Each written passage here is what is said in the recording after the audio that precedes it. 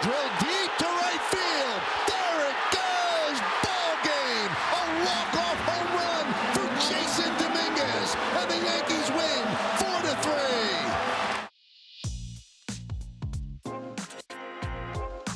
4-3. From MLB.com, this is the Morning Lineup Podcast. I'm your host, Mandy Bell. Today is Thursday, May 22nd, and the Yankees may still be celebrating the fact that they spoiled a full circle moment for Jacob deGrom. Also, are we closing in on seeing one of the game's most exciting players back on the big league rubber? Well, before we get to any of that, we have to talk about something that's happening for the first time in nearly 2 decades. As always, we'll do it all in under 10 minutes. Let's get to it. What were you doing in 2006? Were you shopping for the new Xbox 360? Were you typing searches into this new YouTube thing? Did you rush out to buy the brand new Nintendo Wii? Or were you like me, listening to Bad Day by Daniel Powter over and over again on your iPod Nano? In some ways, 2006 feels like it was yesterday. But when you really think about it, it was basically a lifetime ago, which makes what the Tigers are doing right now extra special. For the first time since, you guessed it, 2006, the Tigers have the best record in the majors through their first 50 games with 33 wins. This team has won at least 33 games within the first 50 just 2 other times in franchise history, 2006 and 1984. In 2006, the Tigers went on to lose to the Cardinals in the World Series. And in 1984... The pitch, he swings, and there's a fly ball to left. Here comes Herndon, he's there, he's got it! The Tigers are the champions of 1984! They race on the field of Bob Hernandez. The Tigers have won the World Series. That's right, they beat San Diego for their most recent World Series title. So far this year, Detroit has leaned heavily on Javier Baez and Spencer Torkelson. And who set the tone in Game 50? Ford skies this ball into right center field. It's a long way out there and near the wall. It's down on the ground. Walker could not make the catch. Here comes Green around third. It is an RBI double for Tork. And who provided some extra insurance in the ninth? That ball's tagged to left field by Baez, down into left, a base hit. Here comes Keith around third. He's on his way home to score. So yes, this was a textbook Tigers victory, defeating the Cardinals 5-1 as their hot streak continues.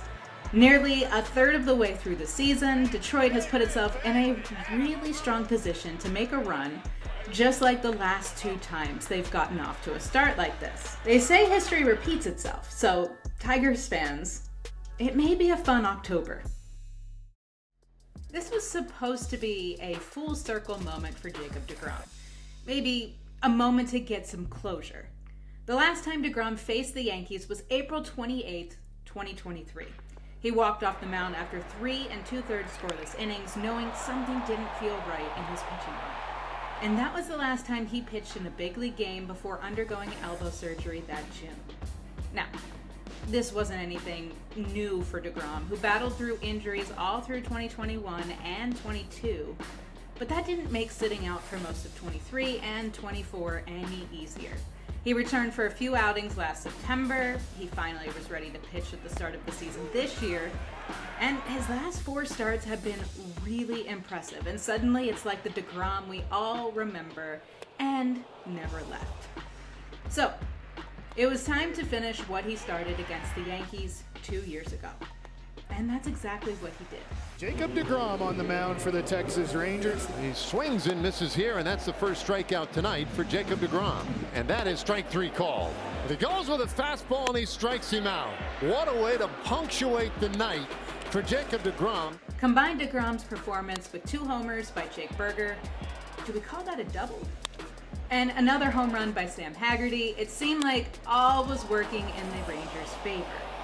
Then, the Yankees started chipping away.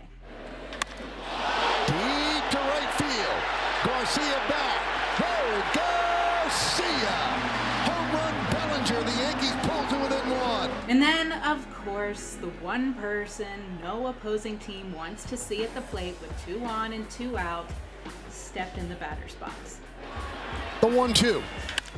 That's a base hit to left field. Goldschmidt rounds third. They're waving him home. The throw from Langford is cut off, and the Yankees have tied the game at 3. And all of this set up the typical New York theatrics, putting the man they call the Martian into the spotlight.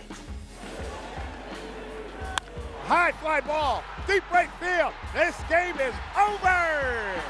Into the second deck, Jasson Domínguez and the Yankees walk them off. With the Yankees' 4-3 win over the Rangers, New York has now won 10 of its last 13 games, while Texas now drops 4 of 5 on the heels of a 6-game winning streak. Okay, so what's the latest on Shohei Ohtani getting back to being a two-way player? More on that after the break.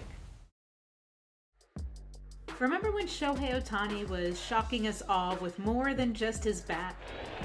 Check swing, and it's strike 3 for the 13th strikeout tonight. Yeah, the guy can also put up insane strikeout numbers, like Cy Young level numbers, considering he finished 4th for the award in 2022.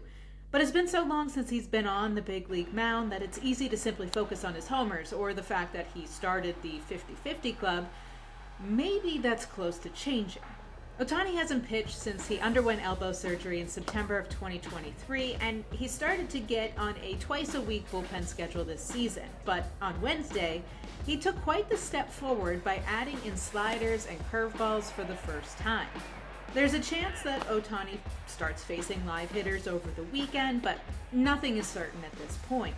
Regardless of whether it's this weekend or next, the two-way starter is close to taking that next leap. And once that happens, he'll continue to pitch in simulated games to prepare himself for the rotation. Remember, this is a guy who is still in the lineup every single night. So he doesn't have time to be sent on a rehab assignment. This isn't your typical road to recovery. So, this news was obviously the highlight Wednesday afternoon for the Dodgers, but by the evening, Teoscar Hernandez stole the spotlight. Drive center field and deep. This ball is gone. Teo tees off. This was all the Dodgers needed in their 3-1 win over the Diamondbacks.